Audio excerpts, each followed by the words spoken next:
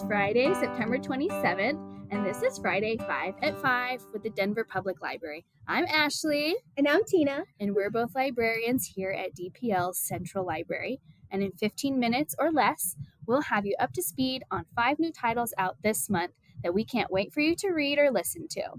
Please note that new titles may not be added to Overdrive until after publication date.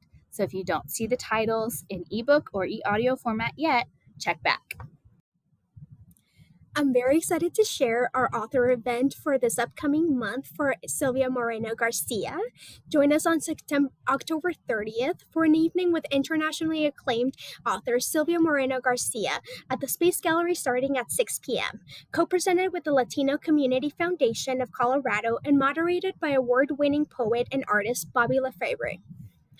Silvia Moreno Garcia, known for her critically acclaimed novels such as Mexican Gothic, The Daughter of Dr. Monroe, The Gods of Jade and Shadows, is celebrated for her versatility and captivating storytelling.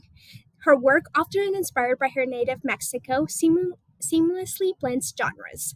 Her latest occult thriller, Silver Nitrate, continues this tradition. Stay tuned to learn more. We're entering cozy crafting season, and you might be looking for a new fun project. Did you know that you have access to an online crafting database? Craftsy is for all creative makers and includes over 1,400 instructional videos covering basic to advanced techniques. You can learn to knit, quilt, cook, draw, and so much more. Access Craftsy via the Libby app in the Extras section.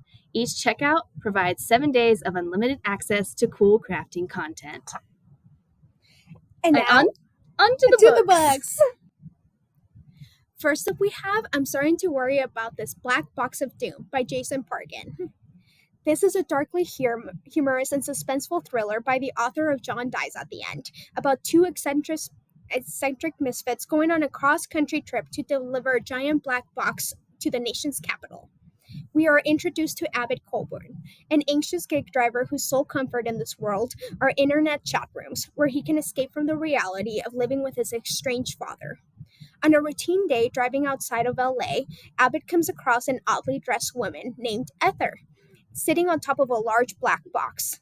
She offers him a lucrative opportunity, $200,000 to transport her in the black box to Washington, D.C. But there are rules. They must leave immediately, leave all trackable devices behind. He cannot look inside the box, he cannot ask questions, and he cannot tell anyone.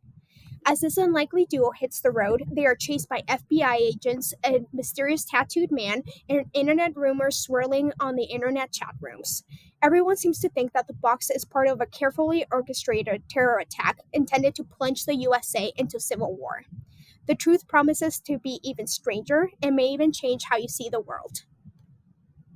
If you like what you hear, consider checking out our other box-themed picks, including The Measure by Nikki Ehrlich, where everybody receives a box for telling them how long they'll live, or The Everything Box by Richard Kadri. The first in the series, Another Coup Heist, starts with a botched mission where an angel loses the box that they're supposed to use to end humanity, only for it to be stolen by a magical object thief named Coop.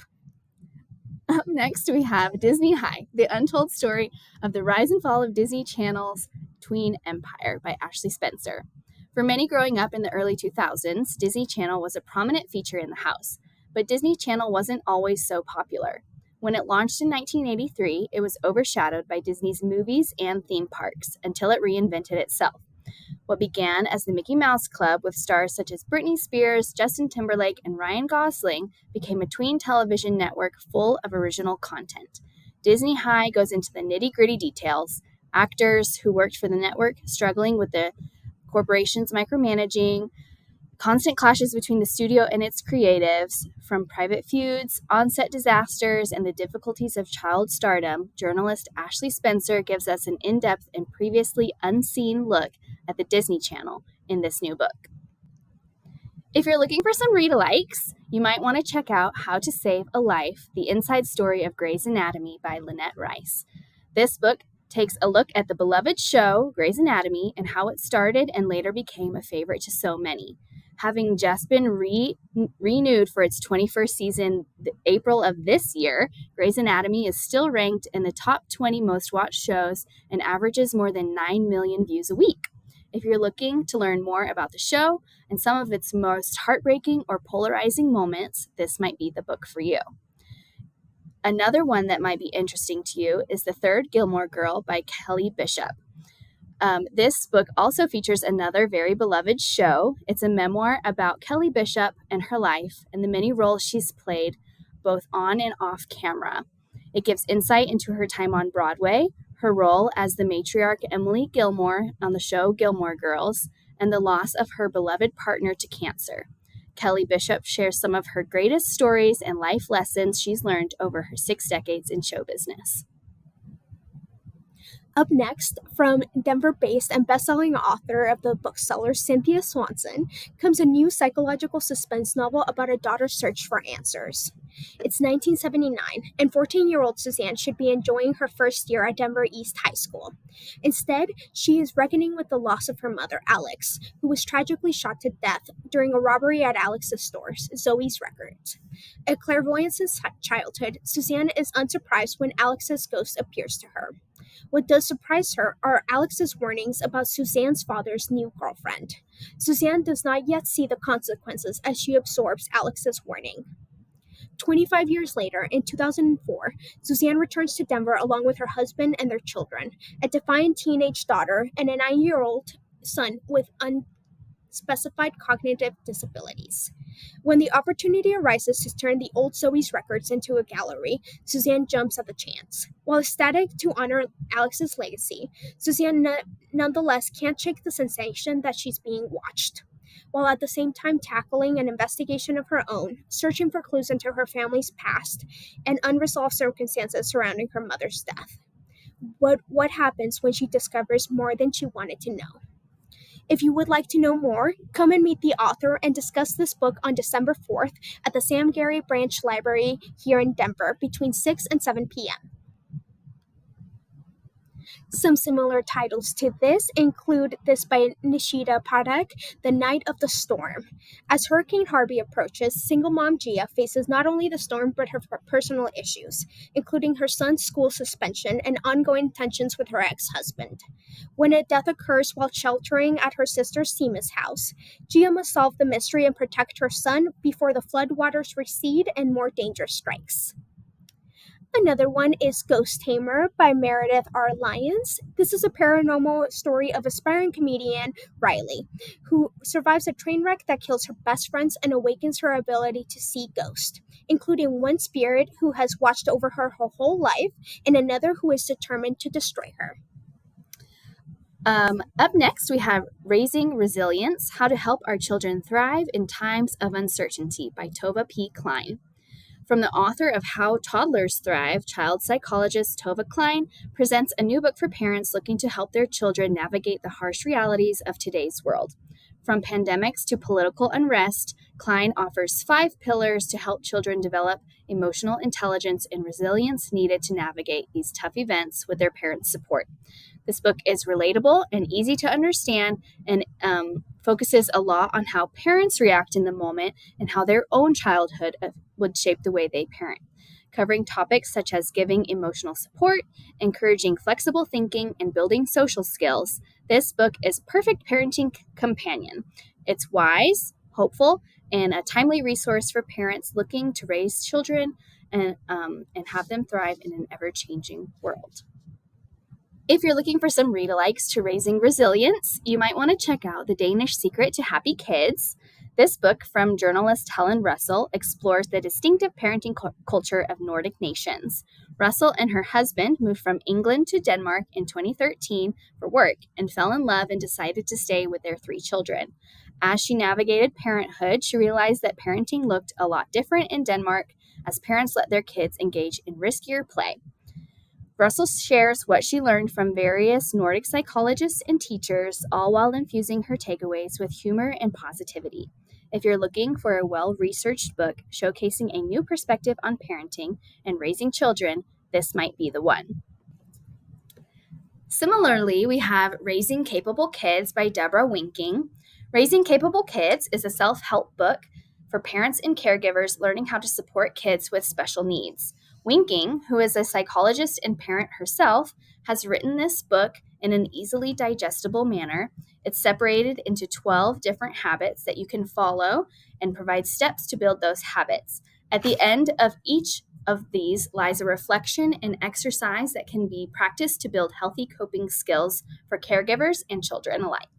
Winking provides guidance on how to understand your child's strengths and challenges and how to set realistic expectations. It's a great resource for parents needing a confidence boost and a comforting ear from someone who has been through a similar journey. Lastly, we have Codename Nemo, The Hunt for a Nazi U-Boat and the Elusive Enigma Machine by Charles Lockman. 2 days before D-Day, the U.S. Anti-Submarine Task Group seized a Nazi U-boat, its crew, and all its secrets. Led by a 9-man boarding party and Captain Daniel Gallery, Operation Nemo was of pivotal importance because the U-boat contained an Enigma machine, which had been elusive to the Allies until then. This machine helped the Americans decode important Nazi messages. In this book, Lockman recounts this bit of history through both perspectives, both the German U-boaters and the American sailors. The vivid descriptions of the key participants, the submarines, and the Atlantic Ocean all come together to provide readers with an action-packed World War II narrative about this daring military maneuver. A read-alike to Codename Nemo is Hiroshima, The Last Witnesses by M.G. Shefdall. This is the first volume in a series about the impacts of the atomic bomb drop for those in Hiroshima. The author, a scholar of Japanese history and language, conducted many personal interviews with the last few survivors of the drop to give readers an in-depth report of August 6, 1945, both the lead-up and the aftermath of the world-changing bombing mission. Those interviewed were adolescents when the city was attacked and are quite literally the last people who can still provide us with reliable and detailed testimony about life in their cities before the bombings. This book is not an easy read, but it is an important one.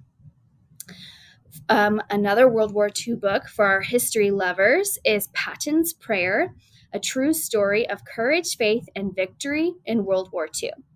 In December 1944, the Allies were stuck.